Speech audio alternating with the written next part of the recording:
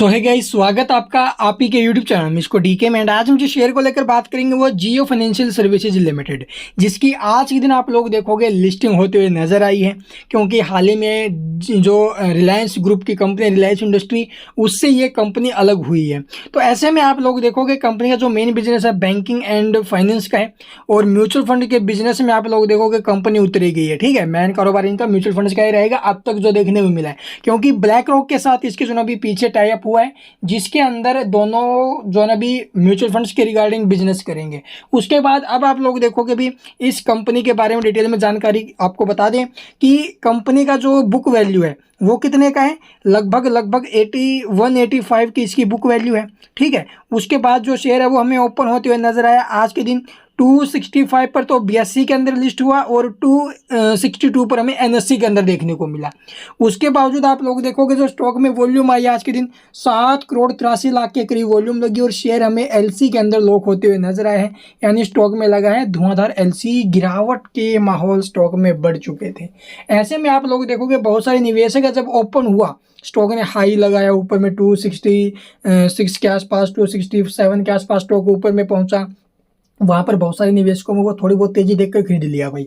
फिर ऊपर के लेवल से जब LC लगा तो फंस गए इसके अंदर। ठीक है, 248 के आसपास जो शेयर है वो हमें क्लोजिंग लेते नजर आया। तो कल के क्या इसके माहौल बन सकते हैं, कल क्या इसके लेवल रहेंगे, क्या कल फिर स्टॉक में LC के संकेत हैं, या फिर जो शेयर है वो हमें यहाँ से रिकवरी देते हुए नजर आएगा। तो यहाँ पर बल्क डीलों के चलते आप लोग देखोगे ये LC लगा है। बहुत बड़े बड़े निवेशक थे जिन्होंने सिर्फ और सिर्फ रिलायंस इंडस्ट्री के अंदर पैसा लगाया। डीमर्जर के बाद आप लोग देखोगे रिलायंस इंडस्ट्री के शेयर वो रखना चाहते हैं और इस कंपनी के शेयर बेचना चाहते हैं। लॉन्ग टर्म में इसका बिजनेस जबरदस्त हो सकता है, क्योंकि हाल फिलहाल आप लोग देखोगे इस कंपनी की रिलायंस इंडस्ट्री के अंदर जो होल्डिंग है वो लगभग 6% के करीब है। ठीक है, 6.1 या 6.3% के करीब इसकी होल्डिंग है। यानी जो टोटल इसकी जो वैल्यू बनती है 6% होल्डिंग की, वो लगभग 1,05,000 करोड़ के आसपास बनती है भाई। ठीक है, 1,05,000 करोड़ के आसपास इसकी टोटल वैल्यू बनती है। और रही बात इसके टोटल नेटवर्थ की, तो टोटल नेटवर्थ कितना है इसका, 1,17,000 करोड़ के आसपास का इसका टोटल नेटवर्थ है। तो टोटल नेटवर्थ में से आप लोग निकालोगे रिलायंस इंडस्ट्री की जो होल्डिंग है वो, तो टोटल इसका बच जाएगा 12,000 करोड़ है। तो 12,000 करोड़ का कारोबार टोटल हमें देखने को मिलता है। और फाइनेंस रिलेटेड कंपनी तो भी देखो बिजनेस जो होगा इसका वो पैसे के लेन देन का ही होगा। ठीक है, अच्छी कैपिटल होना जरूरी है, तो वो कंपनी के पास ऑलरेडी है। ठीक है, और ग्रुप कौन सा है ये आपको पता ही है। और जिस फील्ड में कंपनी उतरी है फाइनेंस के फील्ड में, आप लोग देखोगे टॉप 3 कंपनियों में से आती है। ठीक है, फर्स्ट पर बजाज की 2 कंपनी है, उसके बाद आप लोग देखोगे थर्ड पर आती है जियो फाइनेंस। अगर इसके बाद ये IPO लेकर आ जाए तो भाई ये नंबर 1 भी जा सकती है, ध्यान में रखना। क्योंकि नंबर 1 जा सकती है अगर IPO वगैरह लेकर आ गई तो यहाँ पर ये बादशाह साबित हो सकती है लॉन्ग टर्म में। तो लॉन्ग टर्म फ्यूचर काफ़ी ज़्यादा ब्राइट है, इसमें कोई दुराई नहीं है। ये मत सोचो कि स्टॉक आज LC में लॉक हुआ है। तो यहाँ से आपको कल के दिन कैसे माहौल बनते नजर आएंगे वो जानेंगे डिटेल में। तो पैसा होना चाहिए इस फील्ड में, वो कंपनी के पास भरपूर है, इसमें कोई दुराई नहीं है। हाल फिलहाल 12,000 करोड़ के आसपास का इसका जो ना भी टोटल कारोबार हमें देखने को मिल रहा है। और 12,000 करोड़ से आप लोग देखोगे एक इसकी फर्स्ट जो टाई अप है वो होते हुए नजर आया ब्लैक रॉक के साथ, जो म्यूचुअल फंड के बिजनेस में काम करेगी दोनों मिलकर। तो ये काफ़ी अच्छी अपडेट आई है। तो चलिए अब जानते हैं भी इसके कल के कैसे माहौल बनेंगे, क्या फ्रेश एंट्री का टाइम है या फिर कल फिर स्टॉक जो भी टूटते हुए नजर आएगा। तो सबसे पहले यहाँ पर आपको दिखा देते हैं अभी इंट्राडे या फिर आज के दिन जो होने वाली इसके अंदर लास्ट डील है, बल्क डील आप जिसको बोलोगे, वो होते हुए नजर आई है। तो देख सकते हो अभी 21 तारीख आज के दिन जियो फाइनेंस के अंदर NSE के अंदर ज़्यादातर हमें देखने को मिली है। और जो शेयर है वो आप लोग देखोगे लाखों में निकाले गए हैं 12 बजे के आसपास तक। ठीक है, उसके बाद कोई डील नहीं हुई, क्योंकि उसके बाद जो शेयर है वो LC में लॉक हो गया।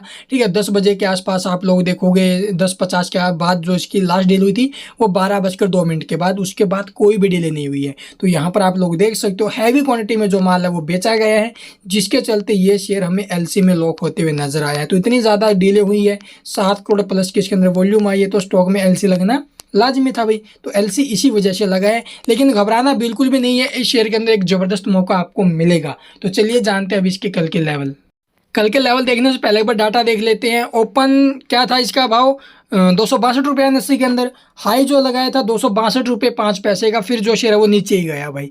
उसके बाद यहाँ पर आप लोग देखोगे 248 यानी जो मार्केट प्राइस है उसी के भाव पर आपको एक बिग सेल ऑर्डर स्टॉक में लगते नजर आए, जो कि लगभग है जो 2,09,900 क्वांटिटी का। इसी के चलते डिलीवरी पोजीशन यहाँ पर जो अभी शो नहीं हो रखा है, देख सकते हो। तो 2 लाख प्लस का सेल ऑर्डर है, तो स्टॉक में कल के दिन फिर स्टॉक में गिरावट हो सकती है।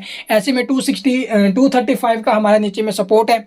अगर वो लेवल टूटता है, उस लेवल के आसपास शेयर आता है, तो वहां से स्टॉक को पिक करके चलना आई थिंक सबसे बेस्ट रहेगा। और लॉन्ग टर्म वाले देखो भाई यहाँ पर बने रहिए, घबराओ बिल्कुल भी मत। अगर नीचे में शेयर मिले तो स्टॉक को अंधाधुंध उठा लीजिए, कोई दिक्कत वाली बात नहीं है। तो यहाँ से अगर ये शेयर जाए 230 की रेंज में, तो वहाँ पर एक अच्छी बाइंग का हमारे पास ऑप्शन रहेगा। और वैसे भी आपने देखा होगा जब पिरामल एंटरप्राइजेज और पिरामल फार्मा का हमें डीमर्जर होते हुए नजर आया था, तो पिरामल फार्मा जिस लेवल पर ओपन हुआ था ना, उसके बाद नॉन स्टॉप उसके अंदर भी गिरावट हुई थी। तो उसी प्रकार यहाँ से भी निकल रही है पब्लिक, और फ्यूचर में इसके अंदर अच्छी ग्रोथ हमें देखने को मिलेगी। ये मत भूलना कि रिलायंस इंडस्ट्री की एक कंपनी है, रिलायंस ग्रुप की एक कंपनी है, और इसके अंदर ज़बरदस्त रैली बनेगी। आई होप आपको वीडियो पसंद आई होगी। वीडियो पसंद है लाइक कीजिए, चैनल को सब्सक्राइब नहीं किया तो सब्सक्राइब करना मत भूलना। And thank you for watching the video.